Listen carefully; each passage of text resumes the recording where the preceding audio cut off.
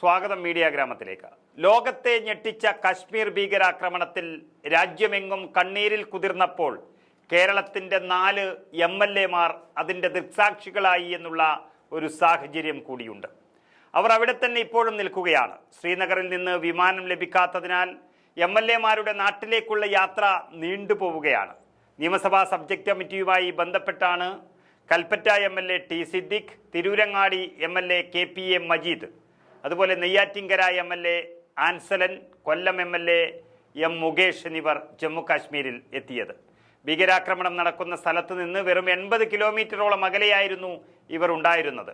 മലയാളികൾ ഉൾപ്പെടെയുള്ളവർ ആക്രമണത്തിൽ വധിക്കപ്പെട്ടു എന്നറിഞ്ഞതു മുതൽ പരിഭ്രാന്തിയിലും ആശങ്കയിലുമാണ് കേരള MLA-മാർ. രാജ്യത്തിൻ്റെ ഭരണകൂടവും കശ്മീർ ഭരണകൂടവും എല്ലാം സ്തംഭിച്ചു നിന്നുപോയ നിമിഷത്തിൽ ഈ 4 MLA-മാരും വളരെ നിസ്സഹായരായിരുന്നു. എങ്കിലും ഇന്നു രാവിലെ സെൻട്രൽ പോലീസ് കൺട്രോൾ റൂമിന് സമീപത്തെ മൈതാനത്തെത്തി ആ മൃതദേഹങ്ങൾക്കെല്ലാം അന്ത്യാഞ്ജലി അർപ്പിച്ചു ഈ MLA-മാരെല്ലാം.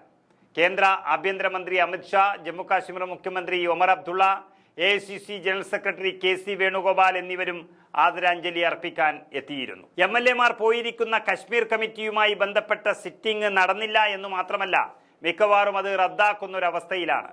കശ്മീരിലെ തദ്ദേശീയരായ ആളുകൾക്ക് വലിയ പേടിയില്ലെങ്കിലും അവിടെ എത്തിയ പുറത്തുനിന്നെത്തിയവരെല്ലാം വിനോദസഞ്ചാരികളുമെല്ലാം പരിഭ്രാന്തിയിലാണെന്നാണ് MLA-മാർ അറിയിച്ചിരിക്കുന്നത്. അതിനർത്ഥം MLA-മാരുടെ നെഞ്ചും പിടയ്ക്കുകയാണ്. ധാരാളം വിനോദസഞ്ചാരികൾ കുടുങ്ങിക്കിടക്കുന്നുണ്ടെന്നും കോഴിക്കോട്, കണ്ണൂർ, വയനാട് ജില്ലകളിൽ നിന്നുള്ളവരും കുടുങ്ങിയിട്ടുണ്ട് എന്ന വാർത്തയും MLA-മാർ പുറത്തുവിട്ടിട്ടുണ്ട്. അതുകൊണ്ട് തന്നെ MLA-മാർ ഉണ്ട് എന്നുള്ളത് മലയാളികളുടെ വീട്ടിൽ അല്പം ആശ്വാസം നൽകുന്നുണ്ട്.